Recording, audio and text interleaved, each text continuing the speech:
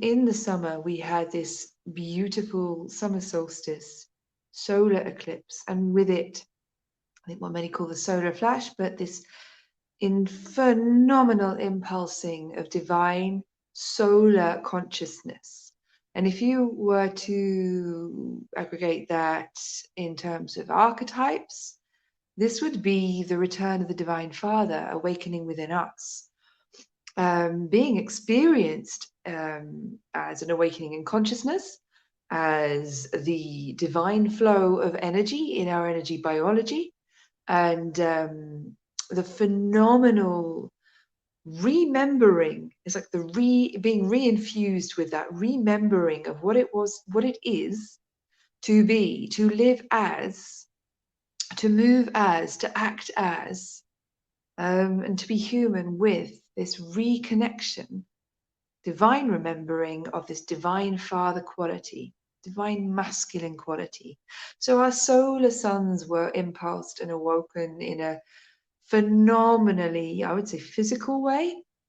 The level at which this is happening, the dimension within ourselves at which this is happening is so close to our matter physiology. So there was, with this flooding of a divine remembrance, oh, this is who we really are. This is how things really work. This is a divine masculine in harmony within itself, as vital life force flowing through us, reminding us of what it is to have healthy structures, what it is to be healthily energized and inspired to action, what it is to set goals that are aligned with our purpose, who we really are, the truth of ourselves, to make choices that are aligned with our heart's vision, to really experience the dynamic energy of movement, doingness that is aligned with beingness, and to really know the truth of that masculine energy in us when it comes from a place of love. And so please, just to clarify, this isn't talking about men and women. This is not talking about gender and the expression of gender. This is talking about universal principles. And just for the record, in my perception, everything has all of these principles and more within it. There's nothing that does not have these divine principles in a dance, in a relationship within itself, including us. I see us as made up of a dance between these principles, the divine masculine, the divine feminine, and what's beyond masculine and feminine, and more, but let's not go into that. So this year we were really introduced, I feel I need to make that aside because it's important to differentiate. So we were really re-infused with that remembering of the father, the lost masculine. And for each of us, where that was lost to us, because we're all unique in our experience, in our how this energy dances in us, in our experience. We have each of us have a unique experience of that. So for each of us, wherever that energy, that principle had been lost or damaged or hurt or wounded in us, I say different for everyone, there was a graceful healing. Healing might not be the right word, but a graceful inflow of returning that energy, of emerging, that energy emerging in us. So we've been really working the last few months since that solstice solar eclipse. We've really been working with choice, goal setting, action, direction, structure, sequencing, systems. And that's just to focus on one area of this divine masculine principle. And collectively, there's been a walking into I would call it walking into the dark forest.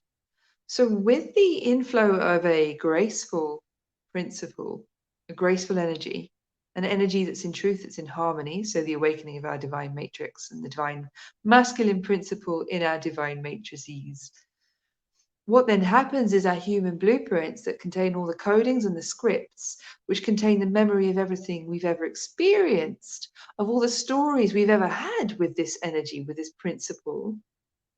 Our human blueprints are catalyzed to give up, to hold, dissolve, renew, and be rewoven. All our old stories with the wounded masculine, the wounded father.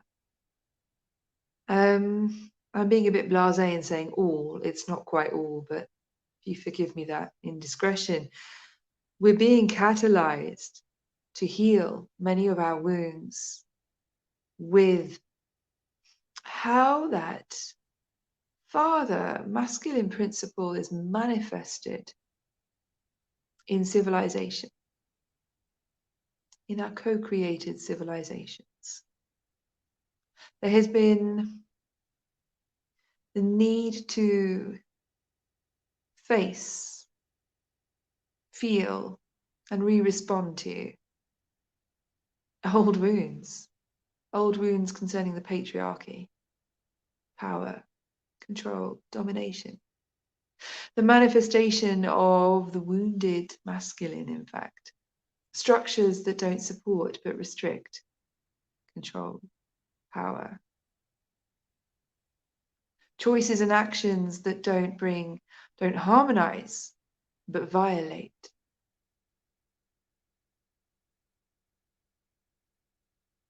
There's been a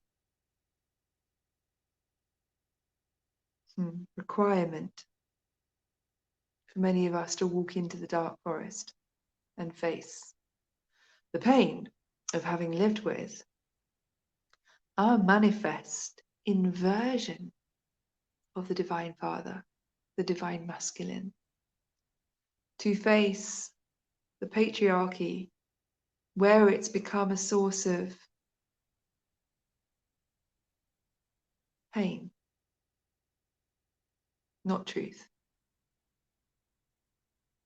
And the sole purpose of the last few months has been to bring us face to face with our own inner, call them demons, the demons within the patriarchy that live in us, that are unhealed, unfaced, unconfronted. There's been a natural response to fight these demons, to face them and fight them, or to run away from them and not face them at all. There have been many different ways of confronting what's been arising. And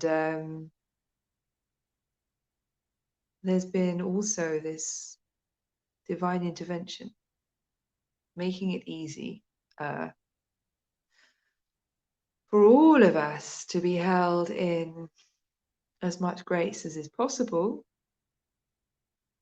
which means the manifestation of the dark patriarchy in our realities has been mitigated as much as possible to enable it to manifest enough to trigger our emotions and our responses and to catalyze our healing without it manifesting in such a way that it is going to create for the untold future. This manifestation of the dark patriarchy is not here to create for our extended future. It's here as long as we need it to trigger us to face, feel, embrace, and ultimately dissolve the pain we hold in ourselves at a history lived in relationship with this dark patriarchy. So what do I mean when I say the dark patriarchy? Well, dropping into the metaphysics of this, when human consciousness fell out of a state of oneness and into a state of separation, and experienced for itself the created absence of Father God, the masculine principle within us, within consciousness, within life. This didn't affect this experience of being without, of being lost, of being bereft from the Father God, led to humanity creating for itself a replacement, trying to create that replacement in our creations, in our manifestations. We created for ourselves a replacement Father God in everything we did. We built systems and structures and orders and rules. We created and grew civilization.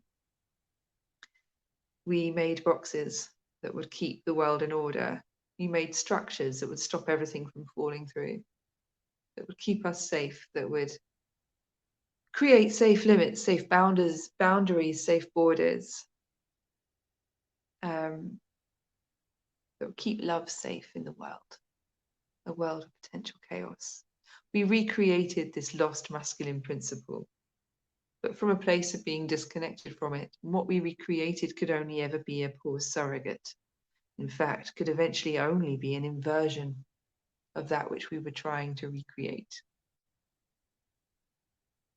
So we recreated collectively as consciousness, as one consciousness, making choices and responding and choosing again. We recreated a God which failed to be God on earth. Leaders, systems, structures, protocols, boundaries, borders, rules, control, all to replace the absence of the divine manifestation of Father God on earth in us. That's not to say we don't all manifest the divinity of Father God in many ways, but we also manifest the absence, the corruption, the inversion of this principle, which could be boiled all the way down to direction and action in creation. What moves us? That's not all it is, but what moves us into action? What gives us direction? Is it the mind? Looking out into the creation, feeling lost and powerful, experiencing itself as an isolated unit knocking about in an abyss, commandeering the body, taking over the heart, taking all the control for making decisions of what we do and don't do, why we do and don't do them, driving us into action, giving us direction. Because if it is, that's the inversion of Divine Father God in us, in that relationship between our beingness and our doingness. What's been called to heal over these last few months is what directs us into action, what drives us forward. And as we cross the threshold of this gateway, this blue moon gateway, which we're crossing as I say this, there is an opportunity for another period of grace, another period of rest, another period of turning inwards.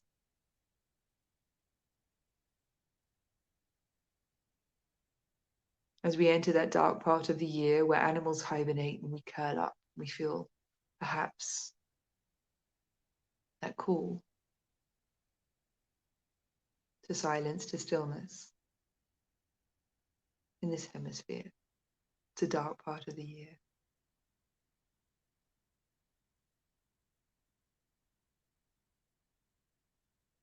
There is an opportunity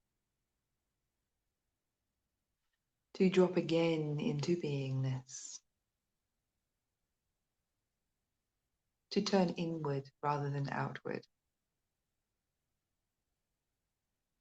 to let go of the stories that have been dying through the Samhain gateway in us, dying, releasing, and passing through that Samhain gateway in us.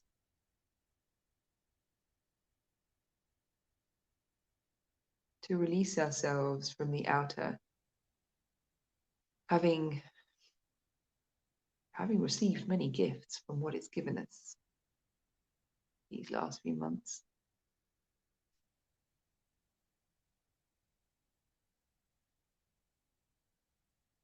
And in returning and cooling our attention and turning inward and dropping into beingness, making space for that sacred pause and the silence and the stillness.